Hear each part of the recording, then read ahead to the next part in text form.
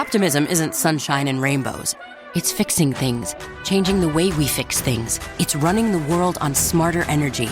Because if optimism never stops, then change can't either. GE Vernova, the energy of change. We all love a legendary comeback, and Degree Original Cool Rush is back and better than ever. Cool Rush isn't just a scent, it's a movement, a fan favorite that delivers bold, fresh vibes and all-day sweat protection. Whether you have a man that spends hours in the gym, heads into the office early, or is just trying to stay fresh on a long day, Cool Rush has their back. Head to your local Walmart or Target and grab Degree Cool Rush, the fan favorite scent from the world's #1 antiperspirant brand. Assalamu alaikum, welcome back to my podcast. This is my first podcast episode that I've done, also in video format. Hi, it's been a hot minute since I posted my last episode. Today's episode is called 20 Lessons I Learned Before I Turned 20, and I mean, the title speaks for itself. I'm going to be giving 20 lessons that I learned before I turned 20. This video is going to be posted after I turn 20. My birthday is November 3rd, but I've seen a lot of other people do it, and I thought, why not do it myself? I feel like I have a lot of things that I've learned, and I don't know, things that I just want to share, so let's get into it. Lesson number 1 is to fill your own cup up first, and don't fill cups that aren't filling back into yours. No matter what the situation is, no matter who it is, no matter what it is, always make sure to fill your own cup first. Then, once your cup is full, let that overflow go into other people's cups, because you can't fill up other people's cups unless you yourself are full. And imagine you're giving to other people when you are already empty. You're basically at 0 and you are forcing yourself to go to the negatives, and that's never ever healthy for anyone. That is what is going to cause you to burn out, and that is like the last thing that we want, because getting back from that is the hardest thing, and it takes a lot of time. So pour into yourself first, and then let that overflow pour into other people. And secondly, don't pour into cups that are not pouring into yours. I don't care if it's friends, I don't care if it's family, I don't care who it is, just don't do it. Because imagine you're always the one that is initiating things. You're always the one that is helping someone out, and they never return that, ever. And I understand that sometimes in life you're going to have relationships where that is the case, but you're not doing it for a friend or for a family member. It's for someone that's in need. And in cases like that, it's completely okay. I'm talking more about things like friends and family and people that are supposed to be there for you. If they are not there for you like you are there for them, that isn't a relationship that you should be investing in. I have been in so many friendships where I was always the one that was asking, hey, can we study together? Hey, can we hang out? Do you want to do this? Or just even initiating, just like texting each other, and then the second that I stopped putting in that energy, that friendship just completely died, because I was the one that was putting all that effort in to continue that relationship. And it's like, why am I the one that is constantly initiating things? Why am I the only one putting in any effort into this? And like, in other words, keeping the friendship going, because it just felt extremely one-sided. I have lost so many friendships over this, because when I realized just how important it was for other people to also be pouring back into my cup, instead of it just be me giving and giving and giving, like, when is it my turn to receive? And when you reach a place where you are giving from basically an empty cup, you are really, really hurting yourself. And take it from me, because there have been so many times where I have genuinely drained my cup to negative like 100, and I would still try to give to other people. I was growing up extremely a people pleaser, and there was this one time where I ended up literally burning myself out so much, to the point where I had acne like all over my face. I've never broken out like that in my whole entire life. Like, I literally just kept on giving and giving and giving to everyone besides myself. And it took, I think, almost a year to come back from that point. I just felt so sad and depressed and just burnt out from everything. And it's a mistake that I will never ever be making ever again, because my happiness is my priority. And if I'm giving myself out to everyone but myself, when am I ever going to get to myself? Everyone has themselves, they're grown, they got themselves. If I do not have myself at the moment, I'm not going to let anyone else feel bad for me not being there for them.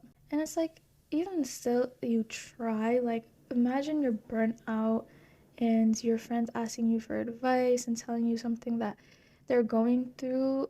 I have been in this situation a lot where it's like my brain can't even like bring a proper response. Like, I'll sit there and I'll, like, try to help them, but it's like I'll let them know, hey, I'm feeling like this, I'm kind of burnt out, like my mind just can't handle this right now. It's not even gonna help them at the end of the day if I am giving them something from a place where I don't even have anything. It's not gonna be constructive, it's not gonna be anything good. So it's okay to take a step back and tell someone, hey, I'm not feeling like up to this right now. I'm feeling very burnt out. I need a few days or, maybe a few hours. Come back to me later. Like, saying that is completely okay.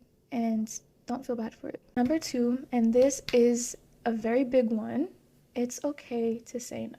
Again, I used to be an extreme people pleaser.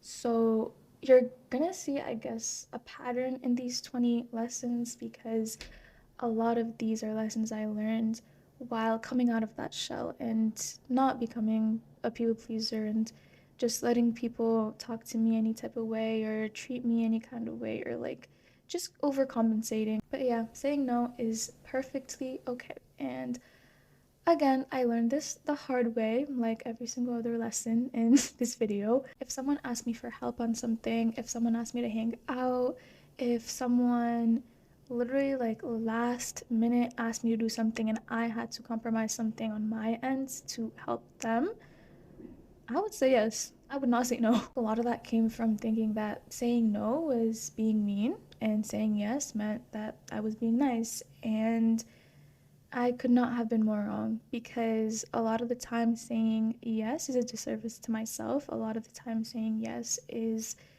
just overcrossing my own boundaries for myself. Being a nice or being a kind person isn't about saying yes all the time. You can be that while having boundaries, because if you do that, if you are nice and you don't have any boundaries, that's how you end up being a doormat. You're literally letting people walk all over you to get what they want, regardless of what it is that you want. Saying no whenever you don't want to do something or whenever you can't, it's completely okay. Like, you can literally say no just because you feel like it, like that doesn't make you a mean person. It just means that you are someone that has boundaries, and that's completely okay. That means that you're respecting yourself. Saying no doesn't mean that you're a selfish person. Saying no does not mean that you don't like the person. Saying no literally does not mean anything bad. It literally just means that you can't or you don't want to, and that is completely 100% okay. People will live, they will find somebody else. Like, for example, if they need help with something, oh, I can't do it right now, I'm busy, they'll find someone else. If they want to hang out and you're just feeling drained, you just want to stay in bed, you don't want to go out, they'll find somebody else. I promise you, they're grown. They will find someone else to help them if they genuinely need help. And if they don't need help, they can do it themselves. It really is not the end of the world. Like, I would literally think like that, like, oh my God, I can't help them right now. Like, what are they gonna do? They can do it themselves. They are completely capable human beings, just like you and I are. If I can do something, I promise you they can. And it's one of the things that were really hard to do starting off, but as time went on, it became easier because it became more of a habit of respecting my own self and respecting my own time. I only have so much time to give. I only have so much time to focus on things that I want to work on and things that I want to do. And if something is overlapping into something that I need to do for myself, I'm compromising that, And a lot of the time, that's not something that I would want to do, and I would still compromise it. And now that I don't, I have so much more time to myself to generally just focus on my own projects and to focus on my own well-being, and there's literally no guilt that I feel. Number 3, the only ones that are truly always there for you are yourself and God. Nobody is coming to save you. And yes, I know this is a hard pill to swallow, but it's true. Nobody is going to magically come into your life and fix it. You can't heal yourself. You can't change your life. You can't change your circumstances. You can't literally change everything about you internally and externally through somebody else. You just can't. That has to come from you. You're not gonna randomly find a man one day that's going to completely change your life, that's gonna heal all of your childhood traumas, that's going to, give you all the money that you need and is gonna set you up for the rest of your life. Like, yes, maybe that's gonna get you so far to change some of the external things, but it's not gonna change what's in here, and it's not gonna change what you're feeling in here. No mentor can help you if you don't want to help yourself first, if you don't have that discipline and the drive to actually be consistent and work towards it. No amount of talking to friends and venting about a situation is gonna help you get over it if you don't actively work on yourself to get over a situation, Like, yes, these people exist and they can support you in certain ways, but overall, they cannot help you fully. The only people that can do that are you and Allah subhanahu wa ta'ala. Like, that internal healing that you need to do, that is completely on you. Yes, a therapist can help you along that journey. Yes, venting to your friends can help you along that journey. But at the end of the day, that is completely on you. That discipline that you want to build, yeah, that's completely on you. Yes, you can have a friend to help motivate you and keep you consistent and accountable. But at the end of the day, again, it's on you. Being emotionally intelligent and maturing and self-growth, that is completely on you. Like, again, yes, you can get help from other people, but at the end of the day, it's all on you. And when you don't have anyone else around you, the only people that you're gonna have on that journey is yourself and God. And it doesn't matter how scary it feels, it doesn't matter how messy it gets, it does not matter literally anything, because life is gonna keep on going, the world is gonna keep on spinning, and if you choose to stay in the same place, the only one being affected by that is you. And that's something that I had to learn the hard way earlier in high school. I would literally just stop. If it got hard, I would just stop. And nobody was gonna come and save me. I didn't really vent to people. I didn't really have a lot of friends around that time. I would literally just be depressed in my room, and I realized that nobody was going to come and help me.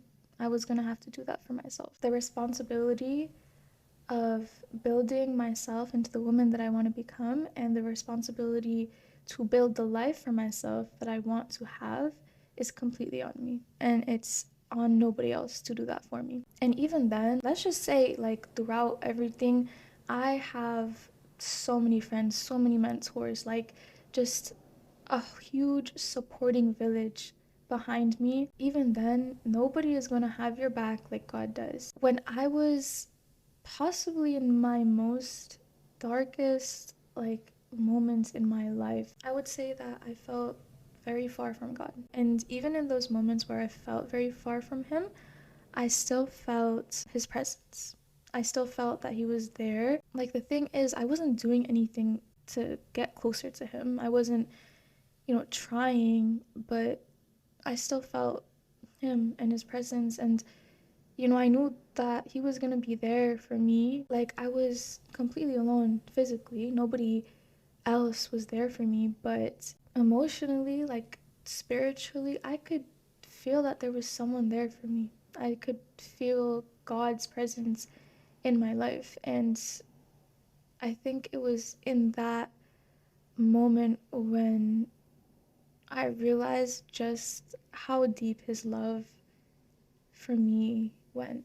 And it's kind of like an emotional topic, because there have been a lot of times when I have rejected God. There have been a lot of times where I've questioned him, and not to expose my sins or anything. This is like, it's purely for educational purposes. But, like my Imaan was just extremely low. It was extremely, extremely low. And the fact that even in those moments, he was still there for me, because it was never him that rejected me. It was me that decided to go far from God. Regardless of how many sins I had committed, regardless of how far I went, regardless of how much I questioned him, at the end of the day, I could still feel that pull in my heart. I could still feel his presence in my life. And I know I've been repeating that over and over, but genuinely, like, he has been there since day one, and he's the only person that's going to stay with you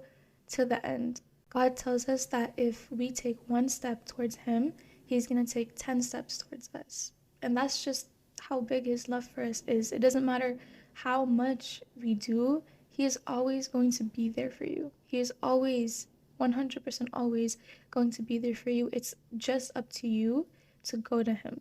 That's all that you need to do. And actually, God puts us in these places sometimes to realize that you really don't need anyone but him, that you don't need to rely on people, you don't need to rely on your friends, you don't really need to rely on your family. You got God. Like, when you got God, you generally don't need nobody else. The amount of times God has single-handedly pulled me out of places that I have not told a single soul that I was in at the time. Looking back and reflecting on all of that is genuinely crazy, because I didn't know how I was going to make it out of that situation. I didn't know if life was going to get better from that. And it did, because God helps me. God was there for me. Like, I will find myself now sometimes just talking to God, like thanking him for the life that I have, thanking him for putting me on this path that he has put me on. I wouldn't be here without him. I would not be here without his love, without his mercy, without his rahmah, without his forgiveness. Like, I am so blessed because I have God in my life. And that mindset of being so grateful for that has helped me overcome so much. And especially loneliness. Like, I feel like a lot of the time when I don't have a lot of people around me, or I feel like there aren't a lot of people around me that I can relate to or I can actually talk to about things, God is always there. Number 4, the hard part isn't getting started, it's staying consistent. I have started so many projects and just things that I have not seen through. Like, for example, this podcast, I started it, I want to say 2021, 2022, and then I was consistent with it for a minute, and then I just stopped. And I think the last time I posted was a year ago, and here I am making another one. Yeah, I can say that with a lot of things in my life. When I was drafting different lessons that I would add into this video, I was like, damn, like, there really are just a lot of things that I have started and just never really saw through. And it's something that I am currently working on, because staying consistent in your goal is genuinely the hardest part. Like, you can start, you can do it for 2 days, you can do it for a week, you can do it for maybe even a month with motivation, but the hard part is going on with that for a long time, to build that habit and make it a part of your life and actually see that through to success. I use Shipt same-day delivery to stay connected with my sister during the holidays. She lives across the country. Shipt has tons of stores to order from. Groceries from Albertsons, crafts from Michael's, even pet supplies from PetSmart. The list goes on. So when we have long-distance movie nights, I turn to Shipt to get face masks, snacks, and everything else we need delivered to her and to me same day. Download the app or visit Shipt.com. That's SHIPT.com. Introducing Meta Ray-Ban Display, the world's most advanced AI glasses. With a full color display built into the lens of the glasses, it's there when you need it and gone when you don't. Send and receive messages, translate or caption live conversations, collaborate with Meta AI, and more. Be one of the first to try Meta Ray-Ban Display. Visit meta.com/Meta Ray-Ban Display to book a demo and find your pair.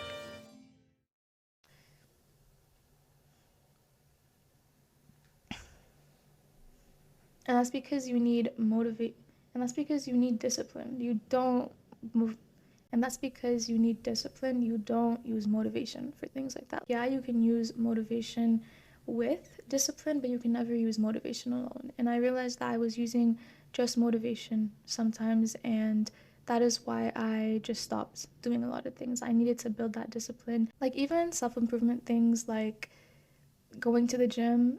A lot of the times I would go for a week, and then I would not step into that gym again. Like it's just something that has always been very hard for me, and that's actually my goal right now, to be extremely consistent with the things that I do. Number 5, sometimes you have to make decisions that break your heart right now in order to protect your future. Whether that be your peace, your physical health, your mental health, you're gonna have to make decisions sometimes where you're gonna have to give up things right now that you really don't want to give up, or you're gonna have to make an extremely hard choice that is going to hurt you in order to protect your peace in the future. This was a extremely hard lesson that I had to learn, and it was actually very recent. And it was a lot. Like I was in the trenches, I'm not gonna lie. At the same time, I am happy that I made that decision. I didn't want to have to make the decision that I made, but I am happy because I know in the long run, in the future, after I fully heal from the situation, I am gonna be thankful to myself for going through with that, because my life in the future would have just been so much harder if I hadn't done that thing. Number 6, you can't let your parents dictate your life. No, I know, that sounds like a lot. Having immigrant parents will have you in the state of mind where you need to do everything that they ask of you. And that's not healthy. That's not how it should work.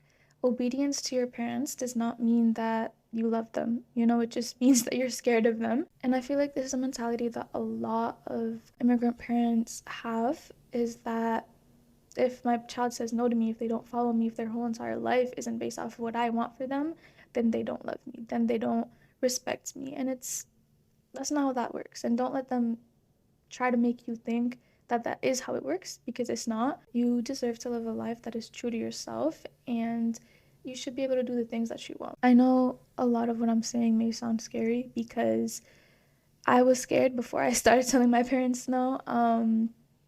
And for reference, I literally was not able to go out with my friends or anything. Like the first time that I was able to go over to a friend's house was senior year of high school.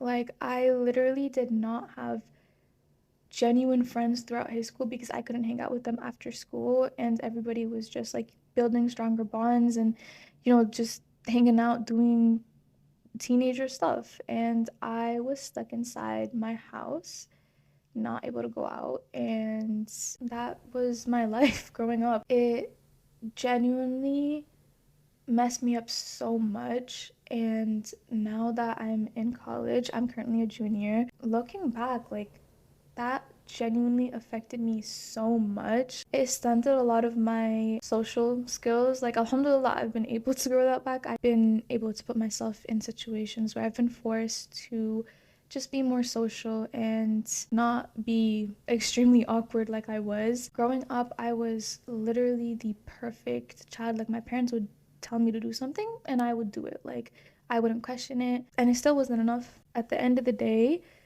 you're going to be asked of for more and more and more. There's going to be a point where you have to put your foot down and say no, because your life is yours to live. You are the one that is going to live the consequences of your actions at the end of the day. It's not your parents that are going to be living that career. It's not your parents that are going to be living the person that you're going to marry. You know, like these are things that you're going to have to go through, and they should be decisions that you're okay with. It's okay to want their validation. It's okay to want your parents to think good of you, but you shouldn't want that at the cost of your own peace. Sometimes you're just gonna have to make decisions and be like, I'm okay with them saying that I'm a disappointment for making this decision, or for them being upset with me for making this decision. Sometimes the things that they're upset at you about are so small that it shouldn't even really matter. And here I'm not trying to like push you to make stupid decisions, because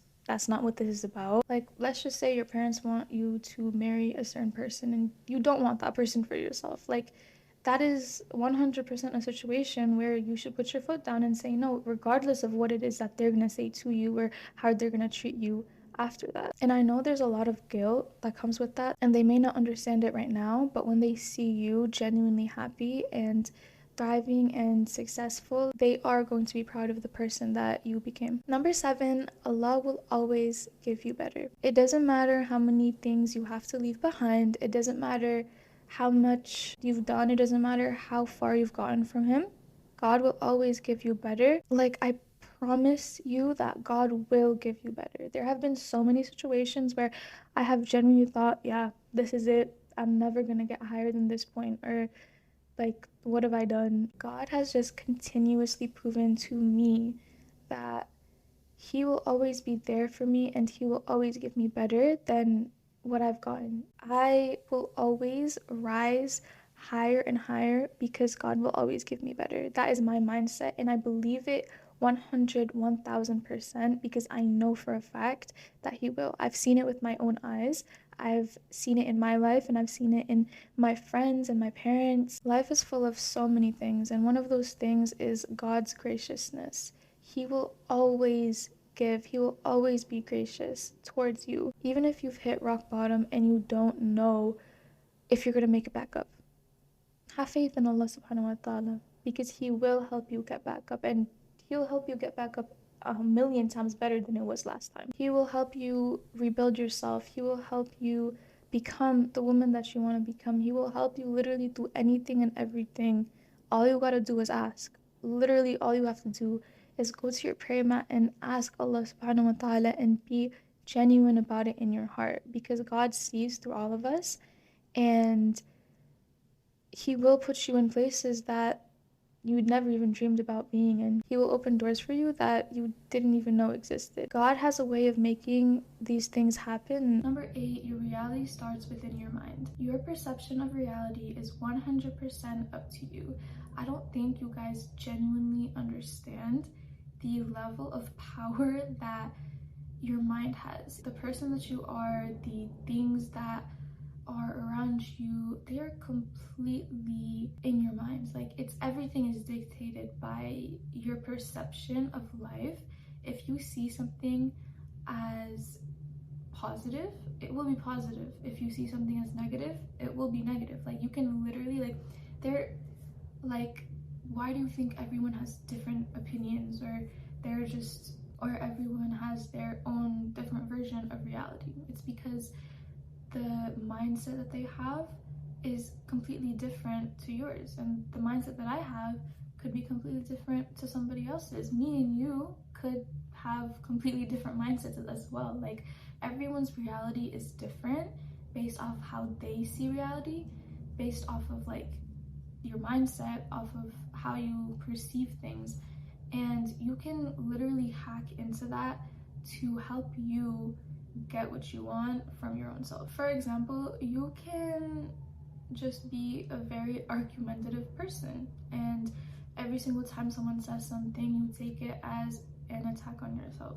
you know, and then you just start arguing with them over it. Or you can take it at face value, be very calm about it, and move on. Those are two very different reactions to the same situation. If you want to change your physical reality, the first thing that you need to work on is changing the reality within your head, because that is going to translate. So for example, let's just say you want to get closer to God, right? That is your goal.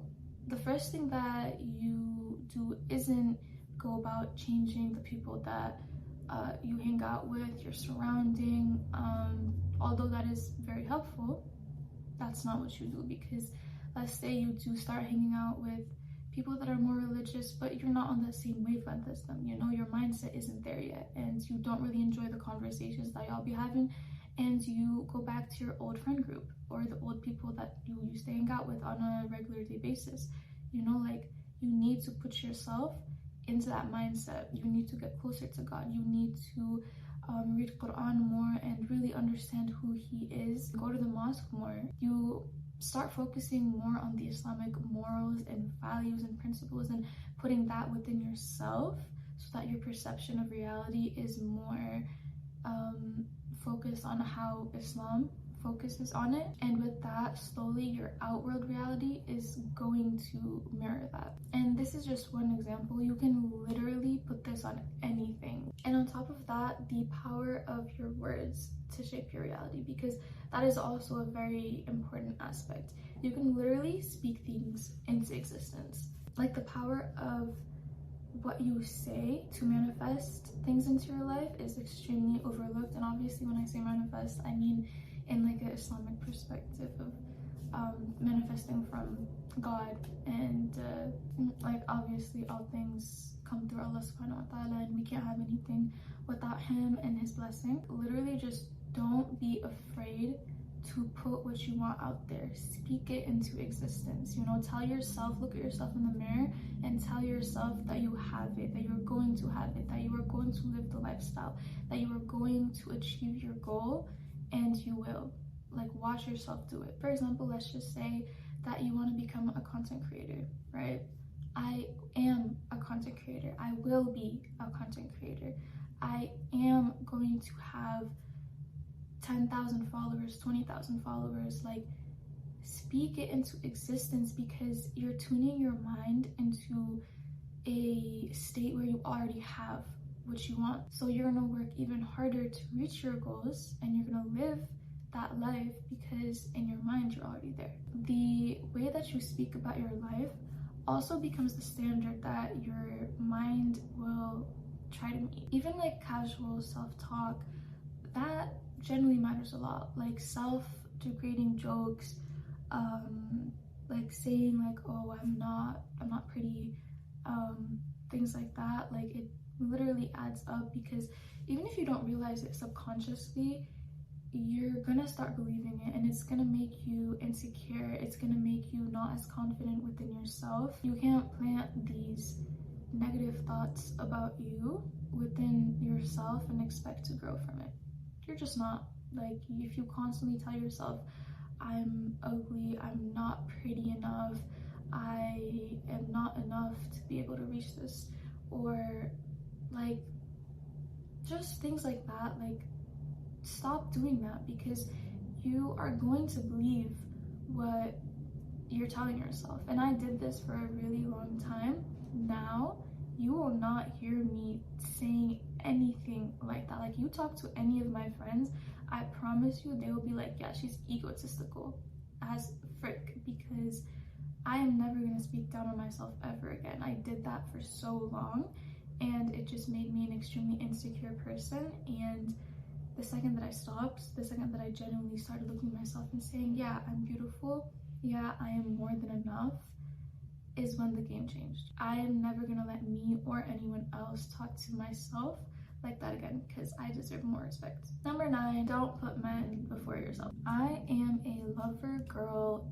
down, and when I say this, like, literally, I am such a lover girl. And one of my bigger lessons that I've learned is to never put a man above yourself. No man deserves that, first off, and secondly, you are yours before you are anybody else's. Don't let yourself get too attached. Don't let yourself let someone control you or treat you like you're theirs to do whatever you want for them. You are your own person. What one man isn't willing to do for you, I promise you there are 100 out there that are willing to do that and more. I feel like a lot of women, including myself in the past, have accepted the bare minimum because that's what we believed we were worth, and that's just not how it is. Like, there are so many men out there. Build yourself up to a point where you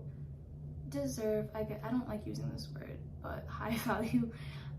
Build yourself to be a high value woman, and you will find yourself a high value man. If you are constantly looking for someone, if you're constantly looking for love and you aren't even working on yourself, you're gonna find someone that's subpar, like lower than that, you know? Like, you attract what you are. You attract mediocrity if what you're looking for is mediocrity. If you're literally letting anyone, anything in your life because you are so desperate for love, you're gonna get that. You're not gonna get someone that treats you like the queen that you are if you're literally letting anyone into your life and you're just talking to any guy. Don't do that, sweetheart. You are meant for so much more. You are going to get a man that treats you like he genuinely loves you. The older that I get, the less importance I feel like I put on men, because I have genuinely realized it's nice to have someone in my life, but it's not a necessity. And also on top of that, haram relationships are just not worth it. Like, they really are not. If a man isn't willing to have y'all's nikah and actually make it official, then he's not worth it. He is not worth putting into your life and putting effort and time and all of those things. Obviously, time constraints and you know, if y'all don't want to get married at the moment, waiting and stuff, that's a very valid reason. But if he wants a haram relationship, that's just not worth it. He has shown you what he wants, and it's not a genuine relationship with you, and it's not to follow God's rulings. This has just turned into a whole point about all my opinions on men. So I guess that's that. Don't let them tell you who or what you are, because you know who you are. And if you don't know who you are, don't get into a relationship, because you need to focus on yourself and finding yourself first. That is your priority. Men come later, and I promise you there are more than enough to go around. Don't put yourself in the mindset like, oh, I need to get married right now, or oh, I need to be in a relationship right now. You don't. Build yourself up to a point that you want to be at, and a man will come in and match that exactly, if not more. Number 10, what other people think about you does not matter. Your fear of what other people are going to say about you, of what they think about you, is genuinely holding you back so much. It genuinely does not matter what they think about you. Are they in your shoes? No. Are they living your life? Are they living the consequences of your actions? No. Let's just say that you want to start making content, right? And you start making videos, people from your school find out, and they laugh at you, they joke about it, and you have two decisions here, right?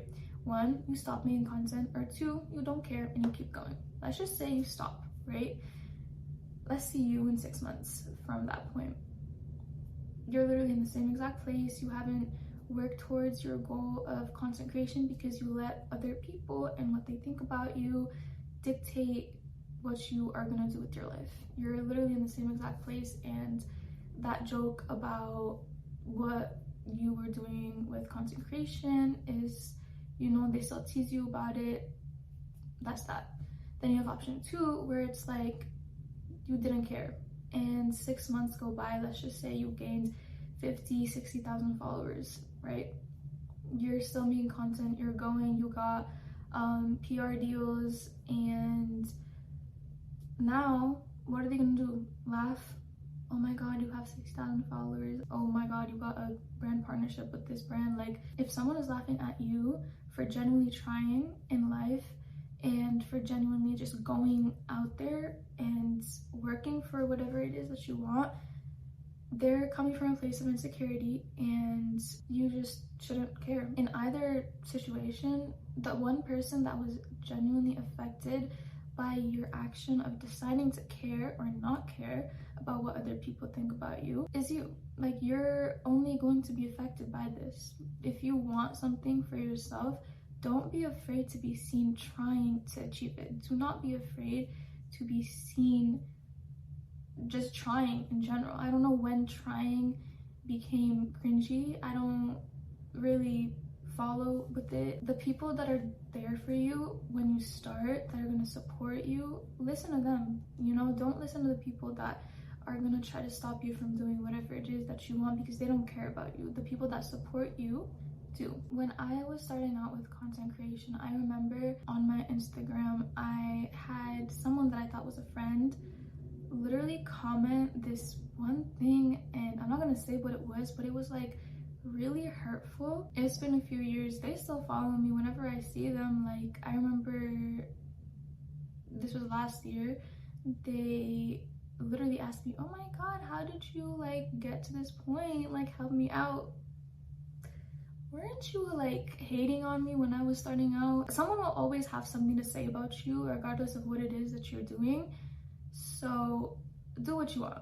Like, that's just literally my mindset. I could not care less about what other people think about me, because I know I'm being authentic to myself when it comes to anything. Like, I want to do something, I'm gonna go do it. And if you think I'm cringy for it, if you think that I'm corny, that you're gonna laugh at me about it, go ahead. I am actually trying, and I don't care to be seen failing at that. I don't care to be seen at the start of it not being successful, because when I am successful, which I know I am, because I am going to work hard enough to be successful, you're not going to be laughing. And if you are laughing, then let's look at the place in life that you're at. Number 11, self-pity is not doing you anything. I would say in middle school, I would just give myself a lot of self-pity. I did not need to be doing all that. It literally put me in a deeper place of like darkness and sadness than I was already in, and it was just fortifying in my mind that the place that I was in was just such a bad and horrible place, and like, oh my god, like I feel so bad for myself. What, like. This episode is brought to you by Marqeta. When it comes to your payments provider, you can't afford to compromise. Marqeta's modern payment solutions flex with your business without the trade-offs. Stable and agile, secure and innovative, scalable and configurable. If they say you can't have it all, don't believe them. Your business demands more. Choose a payments provider that delivers more. Choose Marqeta. Visit marqeta.com/Spotify to learn more. The Lincoln Wishlist sales event is happening now. Here's what's on everyone's wish list. Enjoying holiday jingles with brilliant 3D audio that surrounds you? Check. Watching snow flurries through the panoramic Vista roof? Check. Packing up presents with the spacious Lincoln Splitgate? Check. Everything you want. All standard on the 2025 Lincoln Navigator SUV. Visit your local Lincoln retailer or learn more at Lincoln.com for exceptional offers on 2025 Lincoln vehicles today. What are we doing? Why am I sitting here thinking about like, oh my god, this happened to me and life is so hard and I went through this and this happened and all my friends stopped talking to me? Like, are we being for real right now? Why am I listing out all the reasons that I have to be sad? Oh, I'm just making myself more sad. Like, what was the point of that? That was just not how I should have handled those situations, and I feel like it was a habit that really did stick with me past middle school. Like, every time I would be sad, it would just manifest like that. Like, I would go back to that pattern of self-pity, and it would just making me more sad and just crying more, because that's what I do. I just be crying a lot. There's no reason for that. And the only thing that self-pity was doing for me was making me relive the same pain that I had tried to heal from. It trapped me in a mindset that I was powerless over the things that happened to me, and that's like just not true. I have complete control over how I react to those things. Like, yes, I don't have control over how they happen to me, because life is life. It's gonna happen regardless, but how I react to those things and how I let those things affect me is what I can control. And I wasn't letting them control me in a good way. I was letting them just take over all of my emotions and my overthinking, and it was just a mess. And yes, while feeling sad is okay, you know, you have to feel your emotions in order to let them go and not hold on to them. You also shouldn't make yourself, like, force yourself, honestly, to relive that cycle, like feel those feelings over and over and over and over. You can't move on while you're forcing yourself into that cycle. The moment that you stop using your pain as a form of punishment to yourself, because that's essentially what you're doing, you're punishing yourself with the things that you've been through by forcing yourself to relive them, that is when you actually see yourself growing. And another part about it is that I was honestly romanticizing the suffering that I had gone through. That sounds so bad, suffering. Like, just the shit that I've been through, you know? Like, I wasn't trying to get better, I was just trying to feel something that made my pain make sense. I went through all of this. I didn't want it to feel like I had gone through all of it for nothing. And also, sometimes it just felt more comfortable to sit in the pain because I was more used to that than actually healing and letting myself let go of the emotions. Yeah, I was going through it. Yeah, I was like feeling a type of way, but I did not need to make that my whole entire personality. You can acknowledge that something hurt you without letting it define you. I think the most recent situation where this really showed itself, and I'm happy that after this I genuinely just stopped like this habit, because I realized what I was doing, the cycle I was putting myself into. I would say 2 years ago, almost 2 years ago now, I was diagnosed with a chronic illness, and I'm not about to lie, that was such a hard point in my life. And even after that, it just kept on getting harder. And this is a very sensitive topic for me because I really was going through a lot, and I would just sit in self-pity. I would literally just be like, why me? Why did I have to, you know, go through this? And it stopped me from getting to that point of acceptance of like, yeah, I have this, I have to live with it, and you know, like, it sucks, but I'm okay with it because it's my life, and I'm not gonna let it dictate what I feel and what I do and make me constantly, like, every single week cry about it, because I'm just asking God, why me? Once I stopped doing that, once I stopped asking those questions and making myself feel that pity for myself, I was able to just accept it and move on from that. Number 12, how bad you want something is completely different from how hard you're willing to work for it. There are a lot of things in life that I want, and if you follow me, you know I'm a very ambitious person. There are just a lot of things that I want and I want to accomplish in this short life. Even outside of worldly things like religious, like I want to strengthen my faith, I want my Imaan to be higher, I want a stronger relationship with Allah subhanahu wa ta'ala. It doesn't matter what it is. I realized how bad I want those things is completely different from how hard I'm willing to work in order to get them. This goes back to motivation and discipline and consistency. You're not going to get something unless you build those skills of being disciplined, of being able to be consistent on your goals regardless of how hard it becomes. And if you're not willing to work hard, if you're not willing to stay consistent, you're not going to be able to get to that place in life that you want to be at. And it's all up to you. You can want something, dream about it, and literally never even take a step towards achieving that. Or you can want something and you can work your butt off and get that thing. It's all up to you. When I was in high school, I really wanted to become a content creator. I used to make YouTube videos when I was a child in elementary. As I got older, I really wanted to become a content creator, and so I started making content. I would literally post so much on my social media that one day it would literally be like 10-20 posts. I just started gaining because I was working hard on it. I was being smart with what I was doing. And then I wanted to become a podcaster because I really wanted to share different tips and tricks and just help people out. So I did that. I went out and I bought a mic. Actually, the first few episodes on this are without a mic. I literally recorded on my phone. I went into the quietest room in my house, recorded, and then I posted, and it was only up from there. I'm so proud of myself for that. I also wanted to start a business, so I got up and I did that. Like, there are just so many different things that I have done for myself that have led me to being where I'm at today. I wanted to go to college. I wanted to get my degree, be independent, and, have my own apartment. Here I am, junior in college, majoring in data science, doing my master's as well.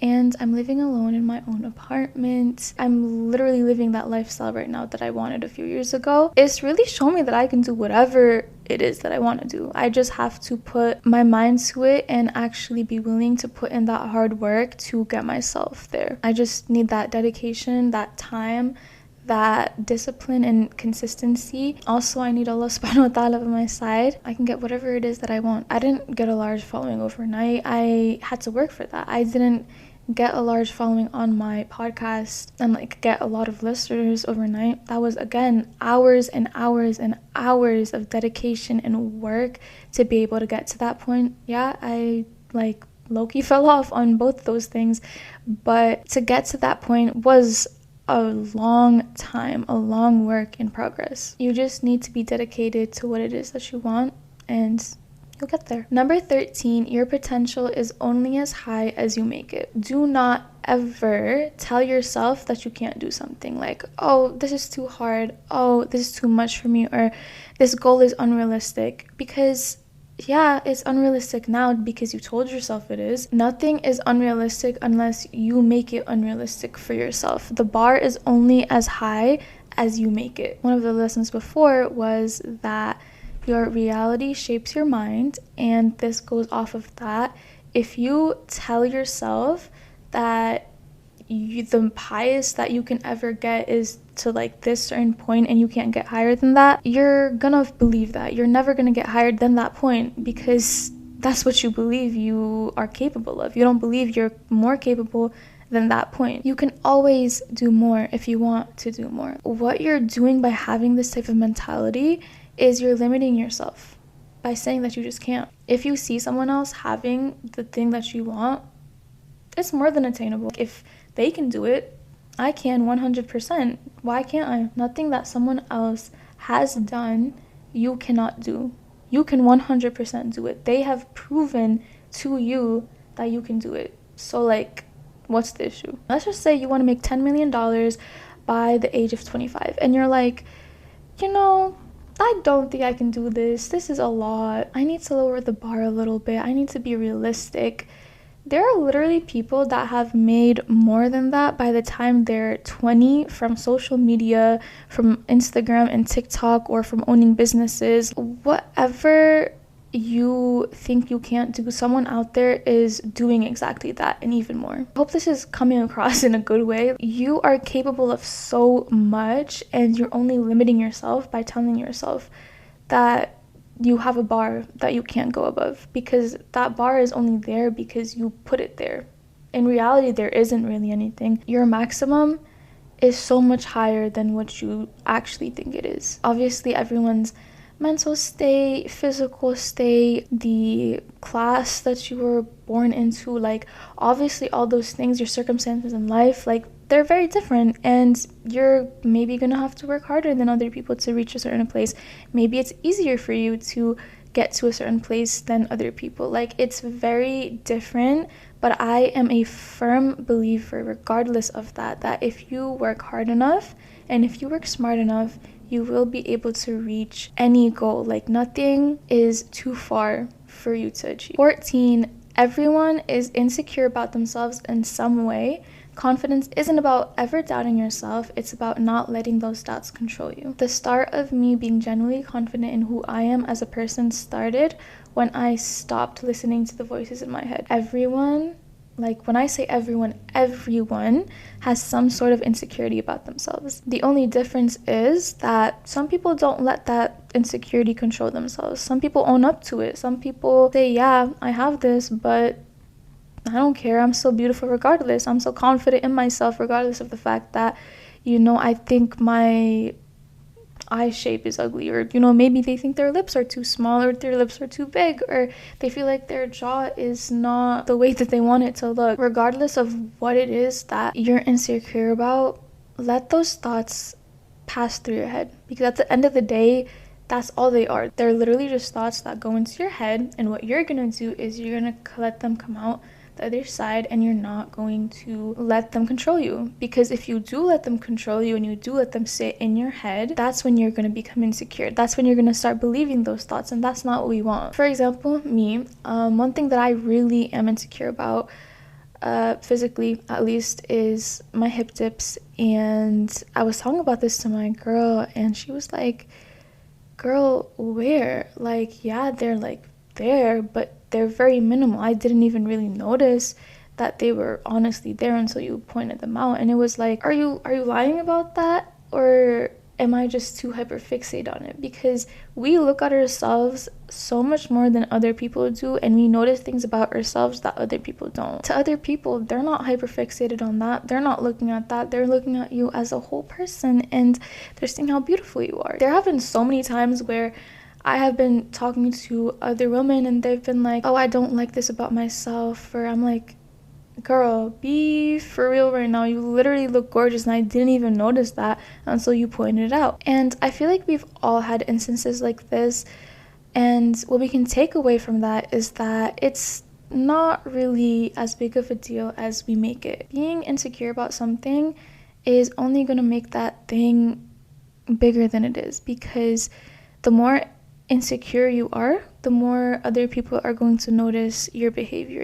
Like, you can see the difference in the behaviors of someone that's insecure and confident. The energy that they hold is just two completely different worlds. Even if the thing that you're insecure about is extremely noticeable, if you own that, the way you carry that is what changes the outcome. Let's just say you're shy in the corner, people are gonna notice that. But if someone points it out and you're just very confident, you're like, yeah, and so the fact that you don't care is going to affect how people treat you in that thing. That's when there's a whole different energy shift in that. So moral of the story, be confident regardless of whatever it is that you're insecure about, because whatever doubts you've got, at the end of the day, they're just thoughts.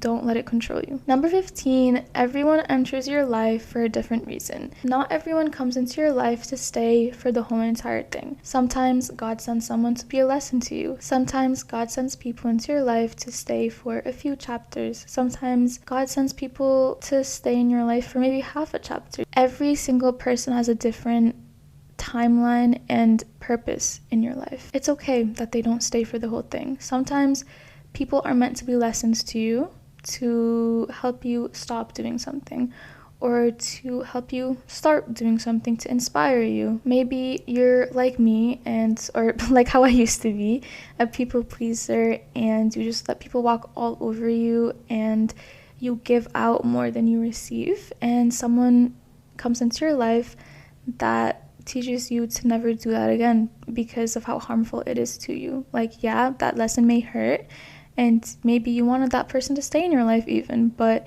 you had to realize that you had to choose yourself, because at the end of the day, that person does not matter.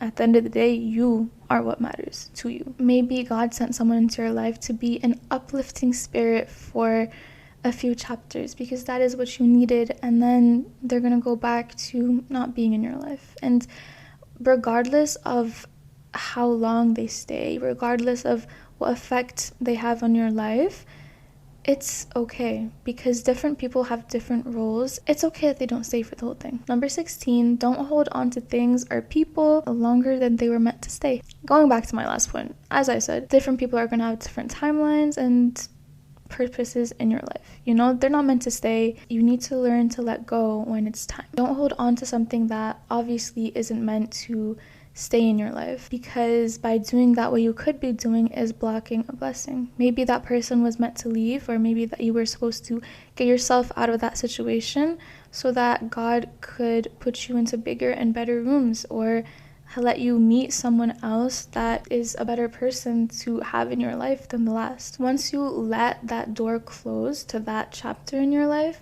you can let the next door open. Sometimes you're literally blocking your own blessing. It's okay to be grateful for the experiences that you had with something or someone, or whatever the situation may be for you, but also you can realize that you can appreciate those moments and memories and the time that you had, while also letting go and moving on to what's next. You're going to outgrow people, you're going to outgrow places, and sometimes you're going to even outgrow yourself. And holding on to all of that because of guilt or fear or attachment, whatever it is, it's just going to keep you stuck in a place that you're not meant to be. Sometimes growth looks like letting go of what you once prayed for because it's no longer serving you. And again, that is completely okay. Number 17, be confrontational. Literally, girl, just stand up for yourself. If there's one thing I could go back to tell me,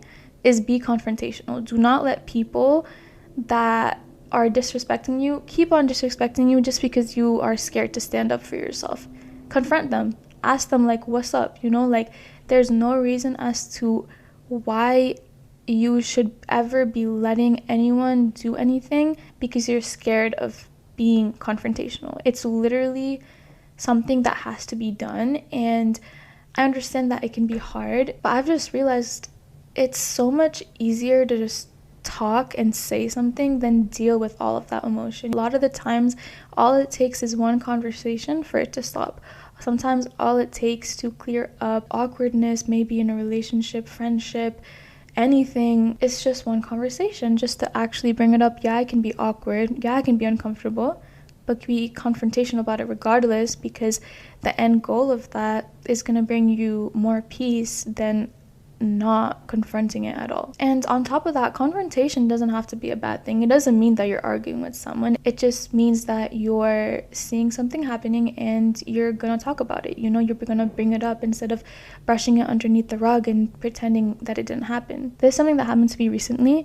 I was hanging out with a group of girls, and anytime that I talked, I would literally just see these two girls side-eyeing each other. Like, I would talk and they'd be like, so I was like, yo, what's up? Like, did I say something wrong? Like, what's the issue? They were like, what? And I was like, y'all are looking at each other anytime that I talk, like literally side-eyeing each other anytime that I say anything. Old me would have literally just let that pass. I would have ignored that happening and just gone on with the night.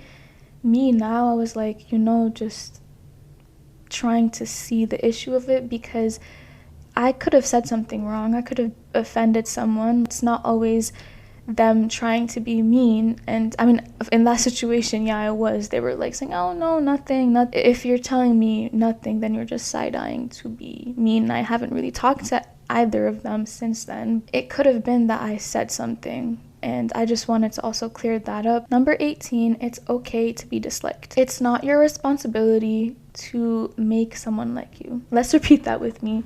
It's not your responsibility to make someone like you. Obviously, yes, we want people to like us. We want people to think good of us and, be friends with us. We want them to not think that we're a horrible person. But at the end of the day, people are going to have their own opinions about you, regardless of how kind you are to them, regardless of how much you do for them. Sometimes people will hold that first initial perception that they had of you on the whole time that they know you. Sometimes people even just want to have a certain kind of perception about you, and even if they're wrong, they're going to hold on to that negative perception because that's how they want to view it. And we do not have any responsibility to change the reality that someone else has. It's worked for them so far.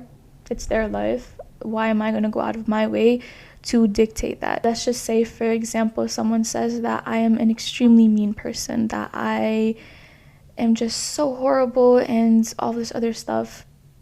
Am I? No. I know myself more than literally anybody else. I'm a very introspective person. I reflect a lot on if I'm doing good or bad and what I need to improve on. I know myself inside and out, and them saying that about me isn't going to change that perception of me, because I know that I'm not. Like, maybe I'm going to sit there and be like, like, did I do anything to them, or did I say anything, or in general to anyone that could have made anyone think about me like that? Just being so grounded and comfortable in who I am as a person, and knowing that I am the person that I want to be, has helped me not care about what other people think about me or whether they like me, because, you know, again, sometimes that's gonna happen. Like, sometimes you're gonna meet someone and your energies just don't align, y'all don't vibe, and that's okay, regardless of the fact that there are 100% gonna be people out there that don't really vibe with you like that. You have to be okay with that, because you are just so grounded within yourself and who you are as a person. 19, eating healthier. This is something that I got into fairly recently, just like eating healthier. Living in America especially, there's just a lot of food everywhere with chemicals and ingredients that we don't even know about, regardless of if it's like snack, like I want chips or I want candy, I want like a soda or something, is gonna have something that's not good for my body, that my body was never meant to digest. We owe it to ourselves and our bodies to treat ourselves kindly. I realized that feeding myself all of that junk food was just not doing it, and I needed to start eating healthier and being more intentional with what I let myself eat. Number 20, Imaan is something that is always going to fluctuate, regardless of how strong your Imaan may feel like right now. And if you don't know, Imaan means faith, so like how strong your belief in Islam is. There are going to be points where you don't have that. There are going to be points where you backtrack so much that you're going to be like, how did I end up here? I used to wear abayas and jilbabs pretty regularly. That was like a few years ago. I would say now I wear a lot more like baggy clothing, jeans. Sometimes I'll wear like tighter clothes, and I just feel so guilty a lot of the time because of the fact that I used to be a certain way and now I feel like I've backtracked in that. However, I've learned that that's just a part of life. Like, your Imaan is always going to fluctuate, and regardless of how strong it may be right now or how weak it may be right now, it's gonna change. It's gonna go higher, it's gonna go lower. That's just a part of life. And regardless of what happens, make sure to tell yourself that it's okay, because the level of guilt that I've felt for my Imaan not being as strong as it once was is like insane. But I've realized that it all happens for a reason, because even though outwardly I was very much doing what I was supposed to, my Imaan, like on the inside, when it comes to my relationship with God and how strong that was, it wasn't really where I wanted it to be. Now I feel like it's the opposite, where yes, physically I may not look like I am on my deen as much as I was before, but my relationship with God has definitely gotten a lot stronger. And I feel like going through this phase was 100% needed in order to get to this point. Inshallah, Allah subhanahu wa ta'ala will help me get to that point again where I'm able to wear abayas and the full hijab and everything. Please make dua for me. Your girl is struggling when it comes to that aspect. The lesson out of that is that you never know where you're gonna end up, especially when it comes to your deen. You need to tell yourself that it's okay, because God forgives, and as long as you repent and you genuinely feel that in your heart, God will forgive you. He will forgive you, and you will have more chances to show him that you genuinely do love him. Just become a better Muslim, and life will take you on this long road of so many different things happening. All that matters is that you go back to God after every single wrongdoing that you do, and you choose to try and be better, because that's all that we can do. That brings us to the end of this episode. Thank you so much for tuning in. I really hope y'all liked it. I know this is my first episode after my long hiatus. If you want any specific episodes, please let me know. If you guys want me to do more of these podcast episodes with like a YouTube version to it, please do let me know that as well. Thank you so much for tuning in. I've genuinely missed y'all. Comment down below anything that you want to, thoughts, ideas, any episodes that y'all want. Please let me know, and I will see you guys in my next podcast episode.